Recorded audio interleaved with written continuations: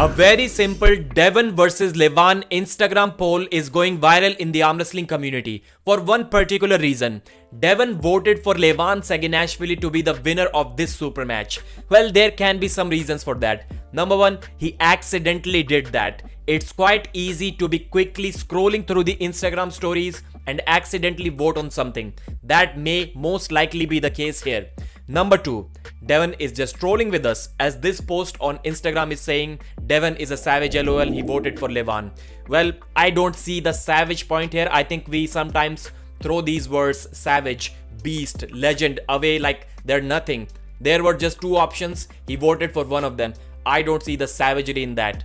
Anyways, that's also a big possibility that Devon is just trying to be funny. And the third thing that people are serious about, they're worried about that. Maybe Devon doesn't believe in himself because Laletin is such a massive favorite against everyone. I wouldn't be surprised that even if all of the top guys consider Laletin as the favorite when they're going to face him in a super match, and that may be the case this time as well. So does Devon believe that Laletin is going to win? Well, maybe, but the chances of that happening are slightly slim this time. At least less than the previous time. Big Zaur Feyzulayev is back in the gym and he posted a video of this back pressure lift. The break of 72 kilos is not enough so far, so he lifted 82 kilos yesterday. There is still a fear of lifting big weights. We will increase it to 107 kilos. Now that is a big number, but we have to keep in mind that before the bicep injury, Zaur was already lifting around 100 kilos in this back pressure lift, which was insane.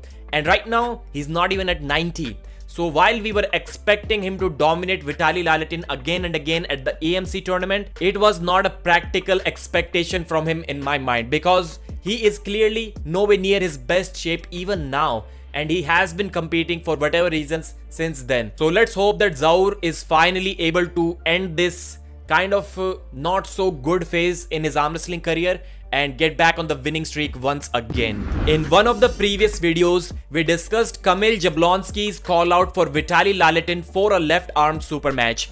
Well, Vitaly Laletin has accepted that challenge. Or did he really? Because Vitali posted this video yesterday.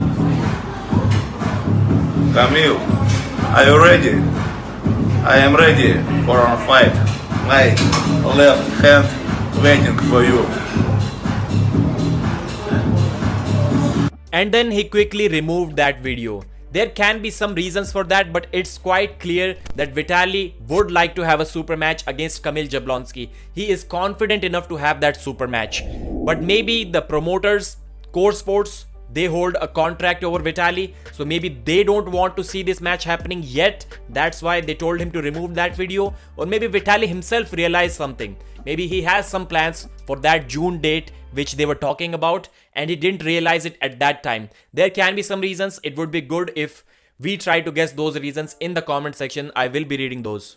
In another interview on a Russian channel, Vitali was asked about steroids. So basically the question was, is arm wrestling possible at the elite level without the usage of steroids? And Vitali's answer was a very clear yes.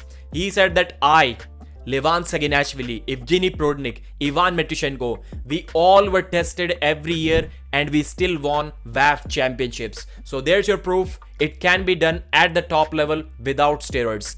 But the question is, are these guys still natty? Well, clearly Laletin isn't, but what about Evgeny Prodnik? He was also quite open.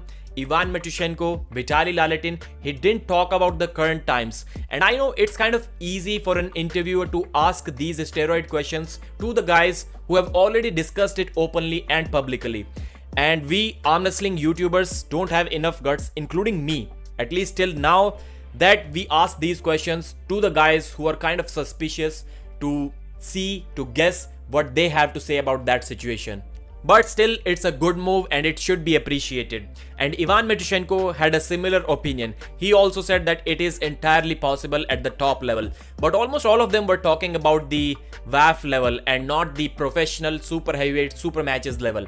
Well, Ivan is doing that. He's doing really good even at 115 kilos, which is an untested event at East versus West. So maybe it is possible at even the professional level as well. Engin Terzi created this post a couple of days ago on his YouTube page. East versus West weight categories will possibly change to 70, 80, 90, 100, 110 and 110 plus for men's, maybe a 120 and 120 plus as well.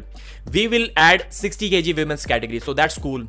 I think if you were to ask me, my choice would be 105, 115 and 115 plus. That would be my second choice. First choice would be to end it at 110 and then have the super heavyweight category, which is against first option. And the third option that I do not like at all is introducing a 120 kg weight category. But the arm wrestling community has the exact opposite opinion of that. I created a poll to know that, and about 81% people want to see that 120 kg category introduced. I'll try to explain why it doesn't make any sense to me. Because we have 115 kg category and we haven't seen any matches in that category. Very few. I'll say compared to the second least popular category, we have maybe 1/3 or 1/4 matches in this weight category. So that's quite sad for such a big organizations, that we don't have athletes to fill up the ranks, that we don't have athletes to have good matches or any kind of matches whatsoever. Devon is the dominant force in that 115 kg category. If we introduce the 120 kg category, he will do the same to that thing as well. There will still be no competition. If Hermes Gasparini, while weighing 130 kilos, cannot beat Devon, there is no way that he's going to cut down to 120 kilos and beat Devon at that weight, while Devon was basically the same in both of these matches. So if this 120 kg weight cap is introduced, we will basically be seeing the same matches that we can already see or are already seeing in the super heavyweight category. Let's see who are the athletes who have the potential to cut weight to these new weight categories. Devon, it's basically the same for him. 115, super heavyweight, 120. It doesn't make much change for Devon's performance on the table. Hermes Gasparini can cut to 120, but he cannot cut to 115, I guess. So for him, it may be slightly beneficial. But there are already only two guys in the world that Hermes cannot beat, Levan and Devon.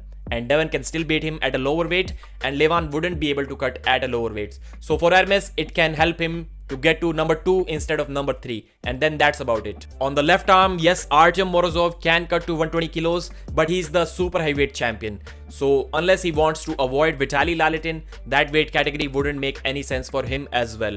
If we go down, if Gini Prudnik, he's already around 105 kilos, he will be confused whether he should compete in 100 or 110. So I don't see many athletes getting favored or not being favored with this new introduction of weight categories. So 80, 90, 100, 110, this just sounds better to me than the 85, 95 kg categories.